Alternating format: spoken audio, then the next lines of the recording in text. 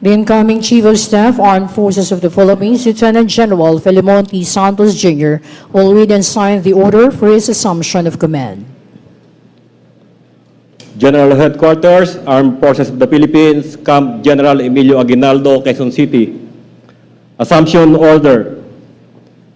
General Orders Number 1. Pursuant to Section 2, Paragraph 1, dated 03 January 2020, I hereby assume the duties and responsibilities as the Chief of Staff, Armed Forces of the Philippines, effective this date, and assigned in your presence.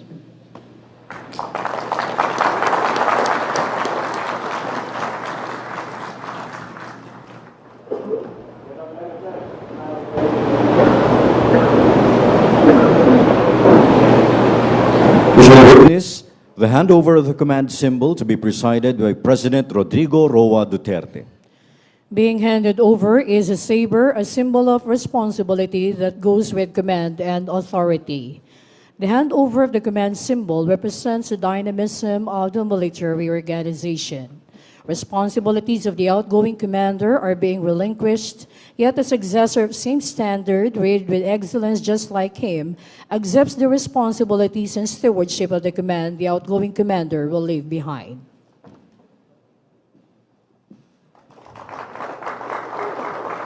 Thank you very much. Congratulations to both the immediate past and new Chief of Staff. Ladies and gentlemen, the President of the Republic of the Philippines, President Rodrigo Duterte.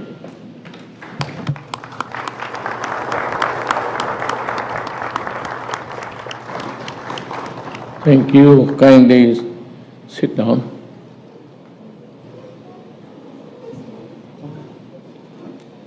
Former President Gloria Macapagal-Arroyo, Excellencies of the Diplomatic Corps, the National Defense Secretary Delfin Lorenzana, and the other members of the Cabinet, Senator Bongo, Senator Rolando de la Rosa, Senator Francis Tolentino, MNLF Chairman Nur Misware,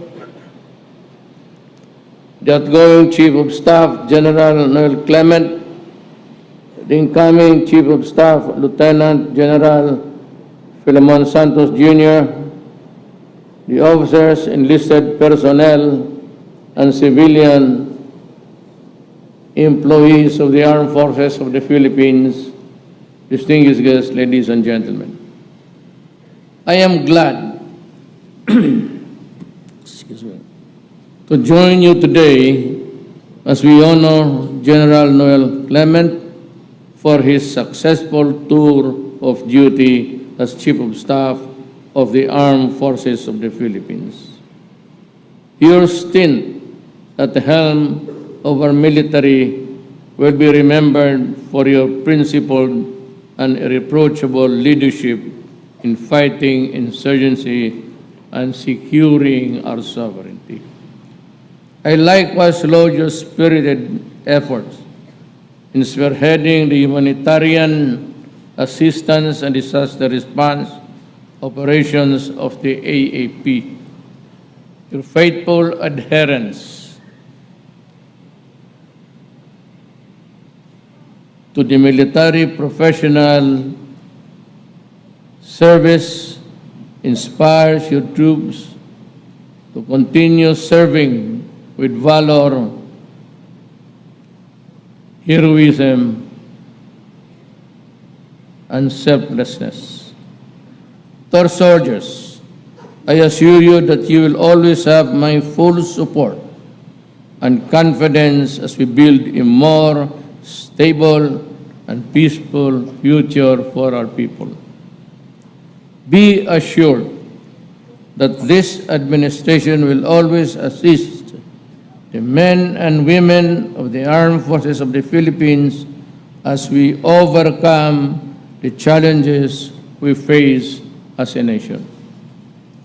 I trust that you will work in unison with the incoming Chief of Staff, Lieutenant General Filemon Santos Jr., as you remain steadfast in protecting our country against lawlessness and terrorism. Under the command of General Santos, I am confident that the AFP will further achieve more milestones in the campaign to protect our freedom and democratic values. It is my hope that you will carry out programs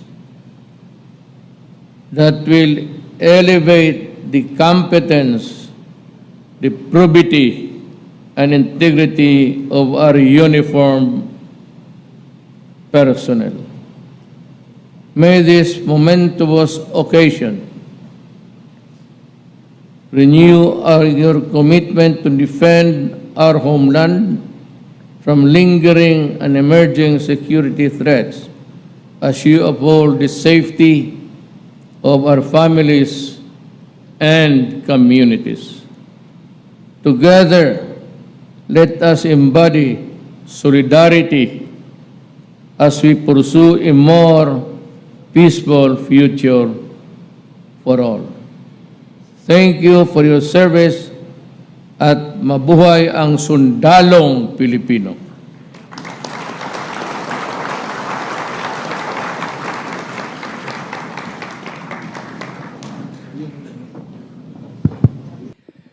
The new Chief of Staff, Armed Forces of the Philippines, Lieutenant General Filimon Talusan Santos Jr. will now deliver his remarks.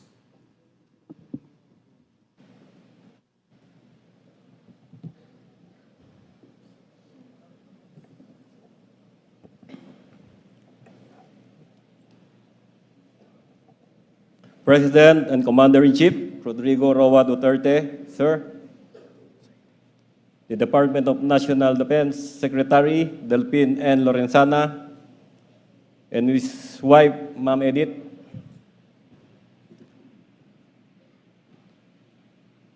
Former Chief of Staff General Noel S. Clement and his wife, Ma'am Jerry.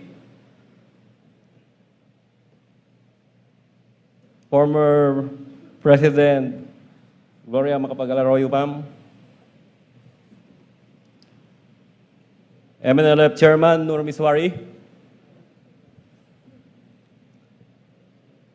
Bangsamoro Autonomous Region of Muslim Mindanao, Minister Sain Munoz, and Manila Liaison Office Head Al-Haj Gapur Kunain, members of the Diplomatic Corps, members of the Legislative Branch, both of the Senate and the House of Representatives, Cabinet Secretaries present, local Chief Executive present, DND officials, former Secretary of National Defense present, former Chief of Staffs, and former Major Service Commanders, Vice Admiral Gaudencio Collado, the Vice Chief of Staff, Lieutenant General Erickson R. Gloria, the Deputy Chief of Staff, my personal friends from Nueva Ecija, Mayor Parillaga, Mayor Pascual, and Mr. Fred Hermoso, Dr. James D. of the Chinese Medical Hospital, Doña Isabel and Dr. Isa Suntay, members of PMA Sandiwa Class of 1985 and their ladies, members of PMA Sinagtala Class of 1986, led by Senator Ronald Bato de la Rosa, the Commanding General of the Philippine Army, Lieutenant General Gilbert Gapay, the Commanding General of the Philippine Air Force, Lieutenant General Rosano Brigues, the Flag Officer in Command, Vice Admiral Robert Empedrad, and the Officer in Charge of the Philippine National Police, Police Lieutenant General Archie Gamboa, and the rest of the PMA Class 86, and may I recognize also the lovely ladies, may I request all the members of Class 86, Sinagtala class, to please stand up and to be recognized.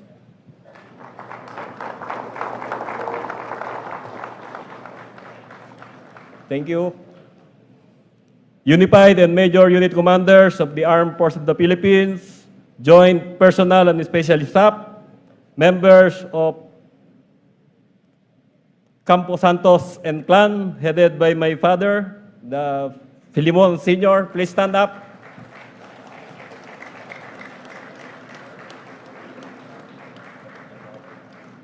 My immediate family, my wife Jen, and my daughters Aya and Eya.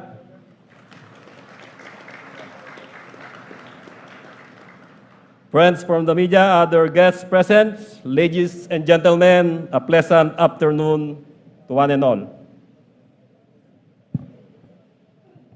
I thank God Almighty for the countless blessings that He has bestowed upon me, including the privilege afforded to me today to be able to stand before you as the 53rd Chief of Staff of the Armed Forces of the Philippines. Kindly allow me to thank and glorify God, who has made all things possible as we begin this new year, 2020. Nais ko rin pong ipabot ang aking taus-pusong pasasalamat sa ating Commander-in-Chief, Pangulong Rodrigo Roa Duterte, sa pagtitiwalang ipinagkaloob niya sa akin upang pamunuan ang natatahang lakas ng Pilipinas. Sa atong halangdong Presidente, daghang kayong salamat sa imo, sir. Asahan po ninyo ang aking buong pusong katapatan sa pag-aalay ng lahat ng aking kakayahan sa serbisyo para sa bayan. Maraming salamat din po sa kalihim ng Department of National Defense, Delpin and Lorenzana, kalihim ng Department of Interior and Local Government, Secretary Eduardo M. Año, kay Senator Christopher Lawrence Go, at kay Senador Ronald Bato de la Rosa. Salamat po sa inyong suporta. I would also like to thank all the officers, enlisted personnel, and civilian human resources of the Armed Forces of the Philippines, with whom I have had an opportunity to work and serve with. Special mention goes to my mentors, General Victor Ibrado, General Eduardo Año, Lieutenant General Romeo Tolentino, Major General Raimundo Ferrer, General Emmanuel Bautista, General Hernando D.C.A. Riberi, Lieutenant General Felicito Trinidad, Lieutenant General Glorioso Miranda, Major General Angelito de Leon, Brigadier General Ping Beroya, Major General Honorato de los Reyes, Brigadier General Rolly Malinaw, Brigadier General Cesar Llano, General Carlito Galvez, and the late Generals Angelo Reyes and Jocelyn Nazareno. Thank you to Tatay and my late Nanay for bringing me up properly. Thank you to my 3 siblings for their prayers and support. It was my brother, Colonel Resty Santos of PMA Class 83, and Police Brigadier General Roman Felix, also of PMA Class 83, who encouraged me to take up the profession of arms. My gratitude as well to my wife Jen, my best friend, the wind beneath my wings, and to our 2 daughters, Aya and Eya. They are the special ladies in my life, my source of inspiration and strength. And as I take on the responsibility of the Chief of Staff of the Armed Forces of the Philippines, I would like to encourage all the officers, enlisted personnel, and civilian human resources to stay on the course, remain professional in the conduct of our duty, abide by our mandate, be dedicated to the fulfillment of our mission objectives, and strive to render genuine and compassionate service to our people and country. Warren Bennis, a pioneer in the contemporary field of leadership, said, "Leadership is the capacity to translate vision into reality. As such, we shall serve as the bridging stones to help make President Duterte's vision bear fruit." The urgency in putting an end to the more than 5 decades of insurgency has attained significant gains.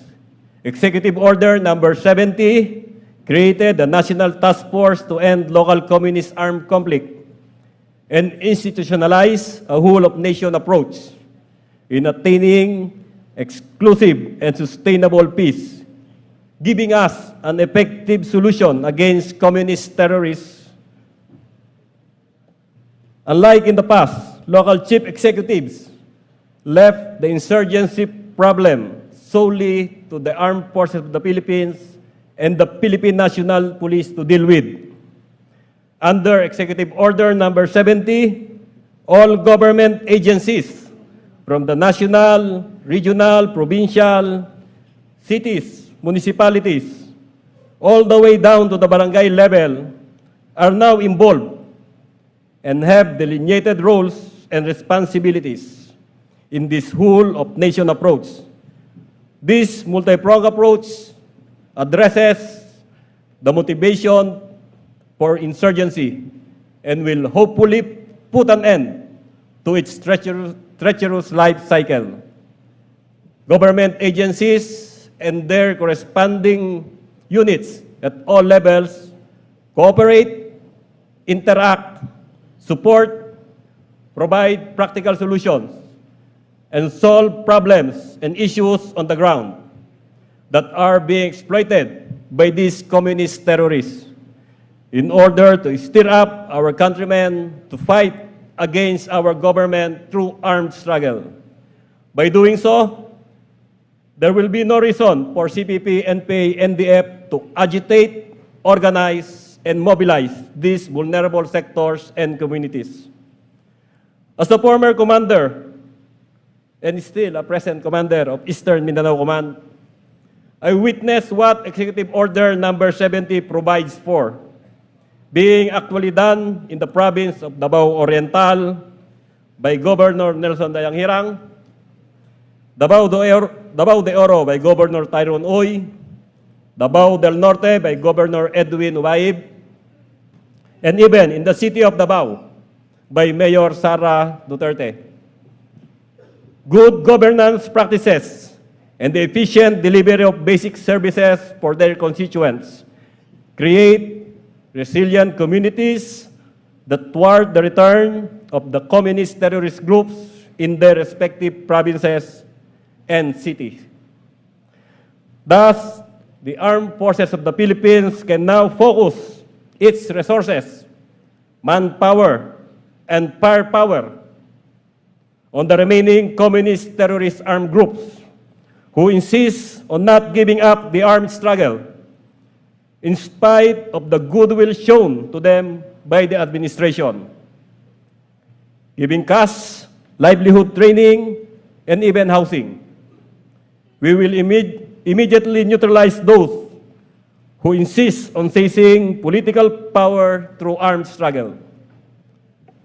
Likewise, the AFP will continue to be proactive against the local terrorist groups, such as the Abu Sayyaf and those groups who pledge allegiance to ISIS. We shall effectively counter their narratives through good governance, build community trust, and earn the people's respect.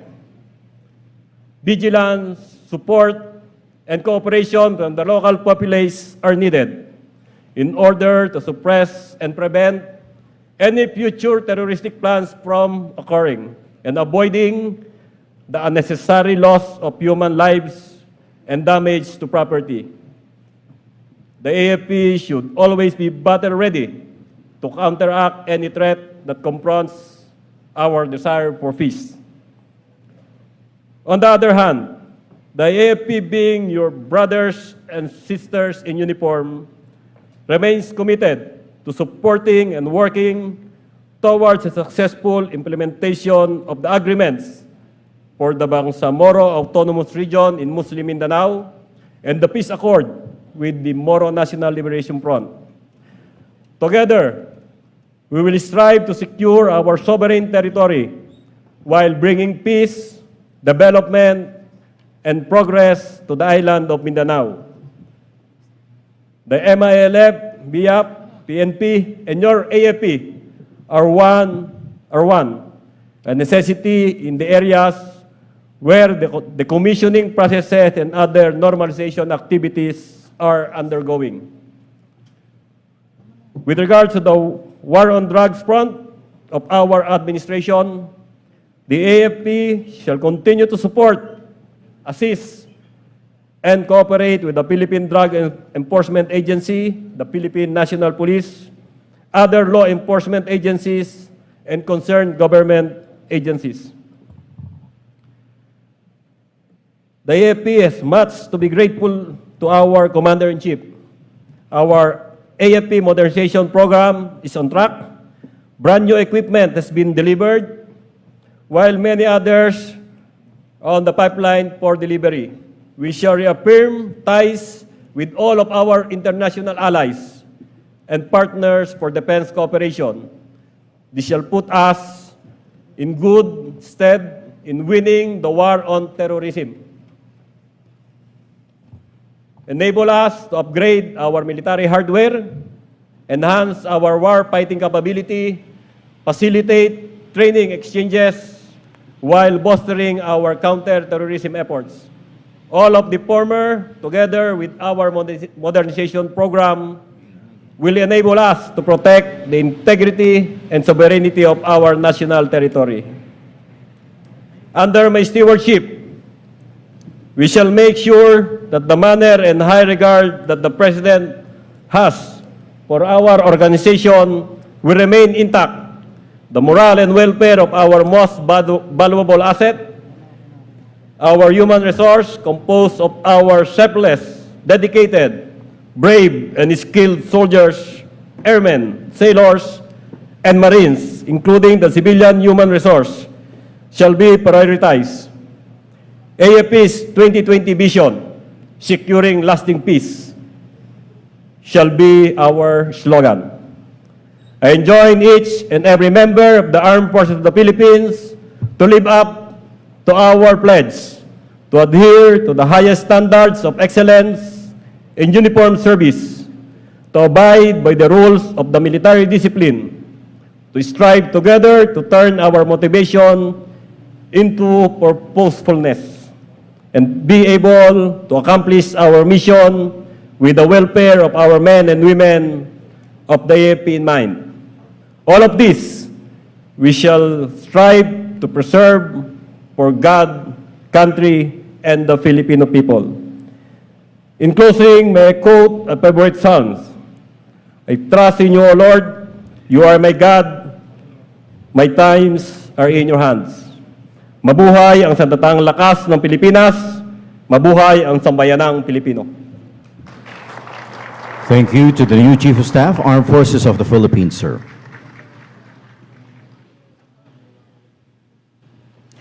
We shall proceed with the retirement ceremony of General Noel Segovia Clement.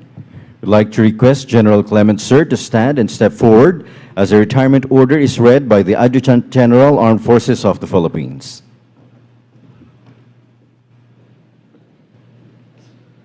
Republic of the Philippines, Department of National Defense, General Headquarters, Armed Forces of the Philippines, Camp General Emilio Aguinaldo, Quezon City. General Orders Number 1744, published on 27 December 2019, compulsory retirement pursuant to Sections 5A and 17 of Presidential Decree Number 1638 as amended and in consonance with Presidential Administrative Order Number 150 dated 04 January 1990.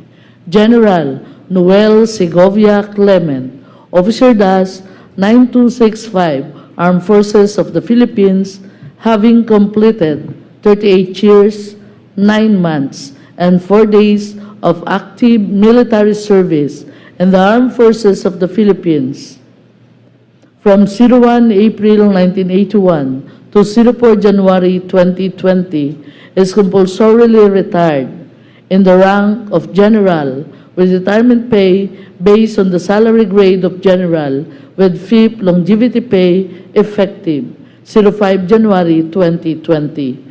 By order of the Secretary of National Defense, Official Noelis Clement, General, Armed Forces of the Philippines, Chief of Staff. Signed, Maxima O. Ignacio, Brigadier General, Armed Forces of the Philippines, the Adjutant General. Please remain in front, sir, as plaques and mementos will be presented. The new Chief of Staff of the Armed Forces of the Philippines, Lieutenant General Filimon T. Santos Jr., is requested for this presentation to be assisted by the Deputy Chief of Staff for Personnel, J1. In grateful acknowledgement of his eminently meritorious and valuable service rendered as Chief of Staff, Armed Forces of the Philippines from 24 September 2019 to 04 January 2020, the command plaque is presented to General Noel Segovia Clement, Officer -9265, Armed Forces of the Philippines. Would like to request the spouse of the honoree, Mrs. Geraldine Ann V. Clement, to join our Chief of Staff, or the immediate Chief of Staff, immediate past Chief of Staff of the Armed Forces of the Philippines, as he is being presented with the plaques and mementos. In recognition of his 38 years, 9 months, and 4 days of faithful and honorable service to the Armed Forces of the Philippines from 01 April 1981 to 04 January 2020, the plaque of honorable service is presented to General Noel Segovia Clement, Officer -9265, Armed Forces of the Philippines.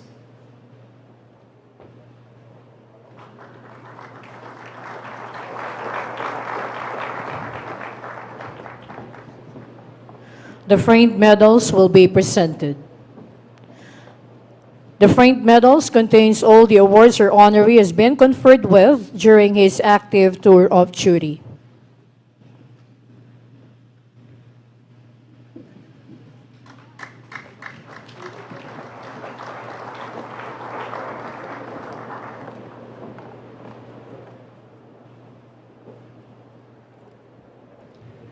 The Pagpupugay sa Kawal Pilipino plaque will also be presented to General Clement.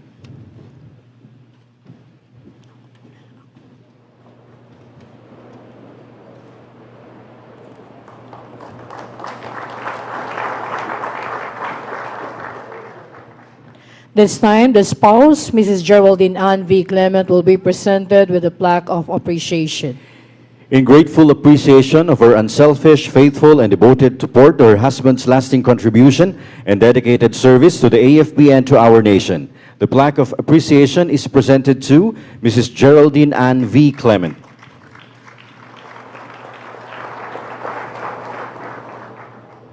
Thank you very much to the new Chief of Staff.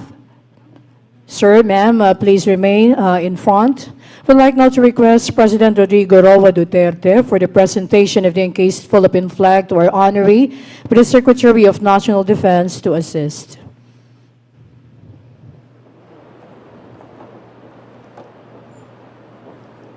The Philippine flag, the symbol of aspirations and existence as men and women in the noble profession of arms. The Philippine flag is presented to General Noel S. Clement.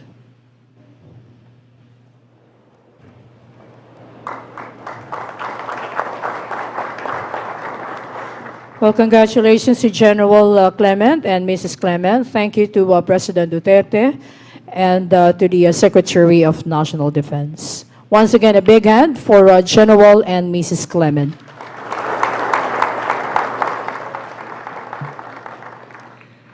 Let us now hear the valedictory address of the immediate past Chief of Staff, Armed Forces of the Philippines, General Noel Segovia Clement.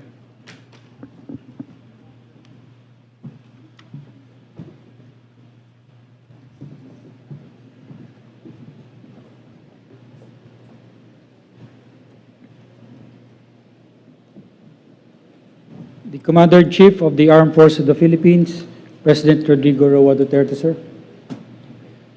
Former President Gloria Macapagal Arroyo.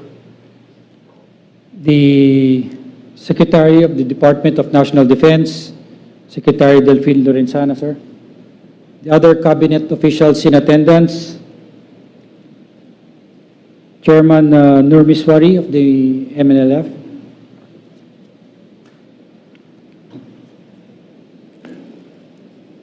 the members of the Diplomatic Corps, the members of the Senate. We have Senator Ronald De La Rosa, Senator Francis Tolentino, and Senator Christopher Lawrence Go. The former chiefs of the Armed Forces of the Philippines, the Vice Chief of Staff of the Armed Forces of the Philippines, Vice Admiral Gaudencio Collado, the Deputy Chief of Staff, Lieutenant General Eric Gloria, our Major Service Commanders, Lieutenant General Gilbert Gapay, Vice Admiral Bob Impedrad from the Philippine Navy, Lieutenant General Ross Brigues from the Philippine Air Force, the officer in charge of the Philippine National Police, Lieutenant General Archie Gamboa, Vice Admiral Joel Garcia from the Philippine Coast Guard,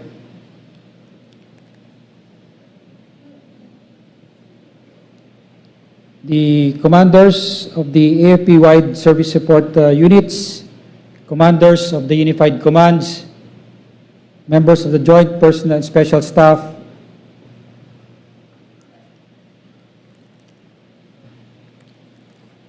the members of my family. I have my wife Jerry and my sons Chino and Carl Angelo. Please stand to be recognized. Thank you. Please be seated. And the other members of my family, my mother is here, Mrs. Maricar Clement, and my other siblings. Please stand to be recognized.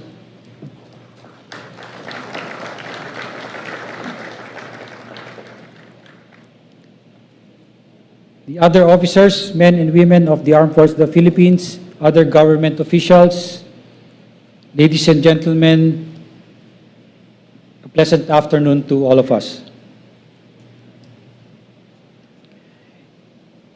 Indeed, to everything there is a season and a time to every purpose under the heavens. There is a time to get and a time to lose, a time to keep and a time to let go. For me, now is the time to hand over the leadership of the Armed Forces of the Philippines to a worthy successor. It is now time for me to leave the service and start a new season in my life.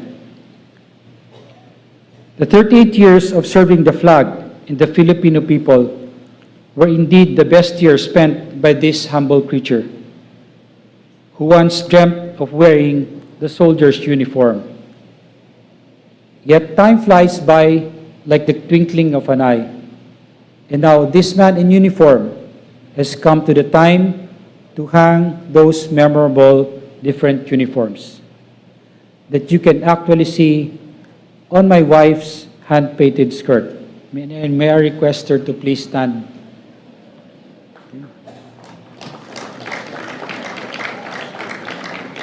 Those uniforms were my silent companions for the last 4 decades of my military life.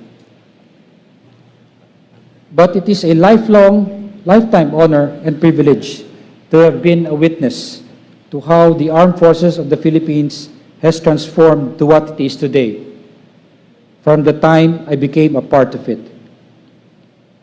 While I may be hanging my uniform today, it will take all the remaining days of my life to reminisce the memories of being in the service. The opportunity to have led and lived with the finest men and women of our nation. Our soldiers, airmen, sailors, and Marines, who as one team have conquered and overcame the challenges of our time.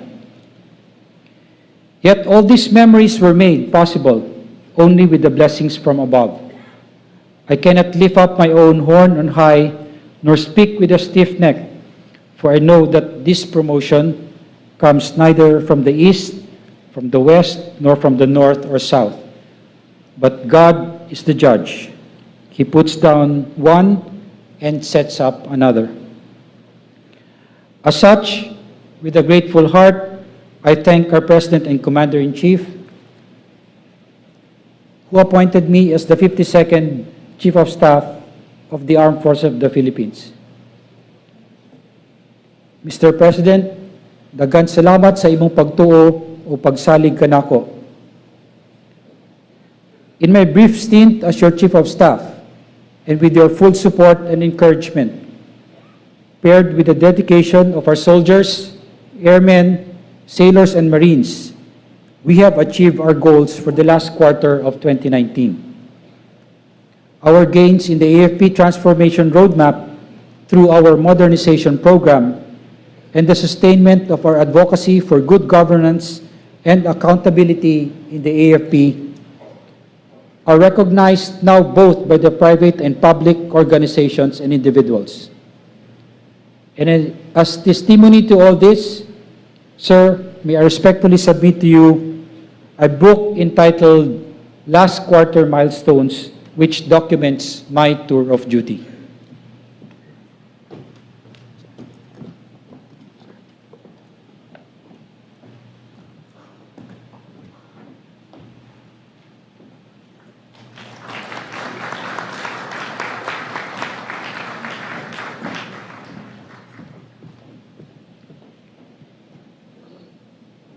I seldom write something except when compelled by a greater reason, for I think that one's feelings waste themselves in words which could have been distilled into actions, and actions which bring results.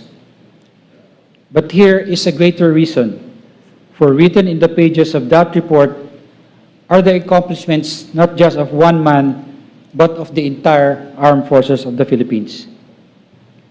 The pages may appear in black and white, but the untold stories behind were written in sweat and blood. Thus, it is with utmost humility and reverence that I recount what each soldier, airman, sailor, and marine has done in pursuit of peace and progress. Humility and reverence. All of these are always the portion of any man who receives acclaim earned in the blood of his followers and the sacrifices of his friends. The audio-video presentation that you have witnessed earlier depicts the valiant acts that I have strived to put in words. The relentless pursuit of the AFP in addressing security issues concerning internal peace, territorial defense, and natural disasters. I likewise highlighted the contribution of the AFP to the successful and safe conduct of the 30th Southeast Asian Games, participated in by more than 6,000 athletes, coaches, and game officials from 11 countries of the region. Also included is Exercise Cambrian Patrol 2019, which marks the 60th anniversary of warfare today. This event was the world's toughest patrolling challenge, attracting the very best from armies around the globe, wherein we were awarded the silver medal, a demonstration of the AFP's commitment to upholding excellence and dedication. Of my 38 years of endeavors in the military service, I was confronted with various leadership challenges and moral dilemmas, both in my professional and personal life, that has questioned my usefulness and self-esteem. But as iron sharpens iron, so does one man to another. I therefore say that I am among the fortunate ones who was mentored by some of the finest commanders, assisted by diligent and intelligent staff officers, and polished by the bravest warriors that I have worked with and fought with. Thus, in retrospect and in gratitude to them all, I would like to share the wisdom that I gathered from my dealings with them across my journey in the service. One of the most vivid virtues I learned from my comrades is hope. Hope is infectious and could turn the tides of battle in no time. Hope encourages men to endure and attempt at everything, in depriving them of it or in making it too distant. You deprive them of their very soul. We leaders are educated and dedicated on how to do things at its best and how not to do it otherwise in both. In both cases, let us give hope to our subordinates by replicating the good and rectifying the bad. We are the sources and carriers of hope. Let it therefore infect everyone with it. The recent inclusion of the AFP as one of the 2019 top 10 performing government agencies by the Makati Business Club has now turned the tide and changed the way Philippine society looks at its own armed forces. This new image of the armed forces of the Philippines has given us now the impetus in our campaign to end the local communist armed conflict in our country. But there is still much to be done in our whole of nation campaign. We need to harness all the help from all sectors of our society, for our campaign shall also encompass the Islamic terrorist groups and private armed groups operating in our country today. After all that we have gone through, and with all that we have faced at hand, the AFP today is more equipped, more capable, and more determined to proceed to becoming a more credible protector of the state and its people. At par with the best fighting forces of the world, I am certain that the AFP I will leave behind is one with motivation and focused in fulfilling its mandate and delivering its pledge of service. The man that will take over the helm of the AFP from here on is a man of solid reputation and straightforward in his pronouncements. I am fully confident that your new Chief of Staff, Lieutenant General Filemon Santos, is as determined and as capable a leader. It is truly my honor to have served alongside this capable and competent leader, both in the academy and in the field. June, my sincerest congratulations. Now, please allow me to take this time to recognize all those who have helped me in my journey. I have already had the opportunity to express my gratitude to most of them during my testimonial dinner last night, but let me thank them one more time. It was through these people that made possible for me to deliver the quality services that our fellow Filipinos truly deserve. Looking back at my time in the service, I recall the countless acts of kindness, the quiet voices of encouragement, the gentle prodding to move on, to have faith, and never to give up. First and foremost, to our Lord God Almighty, who amazes my finite mind with the depth of His riches, wisdom, and power. Day by day, the King eternal, immortal, invisible, our wise, only wise God, thank you for your unqualified love, abundant grace, and infinite mercy, for giving me what I don't deserve, and for not giving what I deserve. To our President and Commander-in-Chief, President Rodrigo Roa Duterte, for your trust and confidence. To our Secretary of National Defense, Secretary Delphine Lorenzana, for your wise counsel and unequivocal guidance, sir.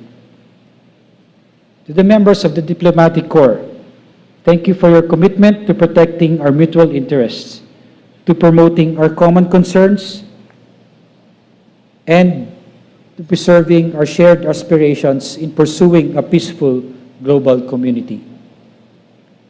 To our lawmakers, thank you for keeping the momentum of our capability upgrade moving and for supporting the improvement of the morale and welfare of our troops. To the General Headquarters Command Group, the Major Service Commanders, the Unified Command Commanders, the AP-wide Service Support Unit Commanders, the members of the Joint Personnel and Special Staff, to all of you, thank you for your dedication, cooperation, and professionalism. To the officers, men and women of the Office of the Chief of Staff and the Office of the Secretary of the Joint Staff, thank you for toiling with me and for making my short stint productive and efficient as possible. To all the men and women of the Armed Forces of the Philippines that I have worked with, thank you for the time you spent with me and for making my military journey more meaningful and worthwhile. To my former commanders, thank you for sharing with me your experience and for patiently nurturing me to become a better commander myself. To my mistas from PMA Sandiwa class of 1985 and our Sandiwatas, thank you for the genuine friendship and unqualified support. Being one of the last few to leave the service, I now join you in the ranks of retirees. To the many acquaintances I met along the way and the friends I have made from different sectors, thank you for the friendship and camaraderie. And finally, to my family, my parents, my father Carlos and my mother Maricar, my siblings, and all my relatives. I cannot thank you enough for all that I am. I cannot thank you enough for all that I am is because of you. And of course, to the love of my life, my wife and my only baby, my wife Jerry, I could not have come this far without your gentle understanding and kind support.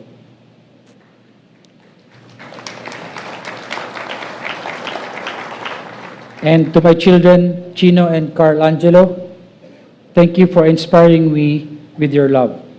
I love the three of you very, very much. There are countless opportunities in the service where we can embark to make our time fruitful and meaningful. We just need to have courage to take the first step in order to make our time worthwhile. And while war is terribly destructive, monstrously cruel, and horrible beyond expressions, it nevertheless causes the divine spark in us to glow, to kindle, and to burst into a living flame, and enables us to attain heights of devotion to duty, sheer heroism, and sublime unselfishness that in all probability we would never have reached in the prosecution of peaceful pursuits. With all candor and humility, this soldier has done his best in every post, in every challenge, in every single day of his military life.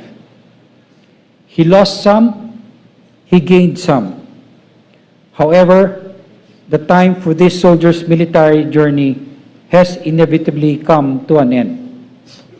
But to have served, to have led, and to have made a difference for the armed forces of the Philippines and for the country in his little own way is more than what anyone could have asked for.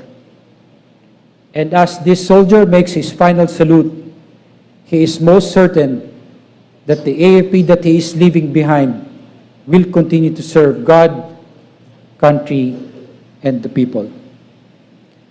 To God be the glory, honor, and praise. Magandang hapon at maraming salamat po sa inyong lahat. Thank you to General Noel S. Clements, sir, for those words.